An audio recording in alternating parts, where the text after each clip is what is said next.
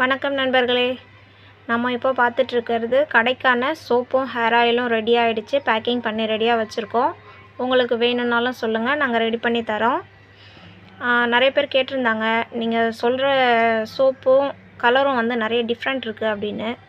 இது வந்து நம்ம கலரிங் எதுவுமே சேர்க்கலை.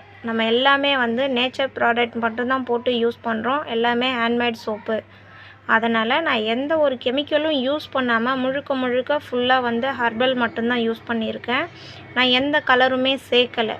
கலர் எதுவும் சேர்க்காததுனால தான் இப்போ நமக்கு வந்து பப்பாயா சோப்புனா நம்ம கடையிலேருந்து வாங்குகிறோன்னா அது ஆரஞ்சு கலரில் வரும்.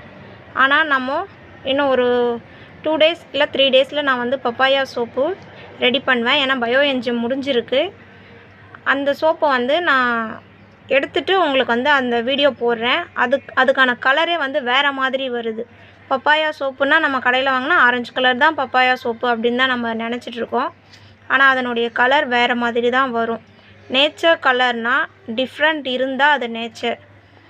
அதே கலரில் இருந்துச்சுன்னா அது கண்டிப்பாக கலர் ஆட் பண்ணியிருக்காங்கன்னு தான் அர்த்தம். அதே மாதிரி இன்னொரு விஷயம், நம்ம வந்து இப்போ பண்ணியிருக்கிறது எல்லாமே சூரியப்புடம் போட்டு ஆயில் எடுத்து 30 நாளுக்கு அப்புறம் தான் பண்ணியிருக்கோம். இதுக்கப்புறம் வரப்போகிறது எல்லாமே வந்து பயோ என்ஜிம் மெத்தடில் வரும். பயோ என்ஜிம் வந்து 100% நமக்கு ரிசல்ட் கொடுக்கும். இதே வந்து சூரியப்புடம் ஆயில் வந்து 60% நமக்கு ரிசல்ட் கொடுக்கும்.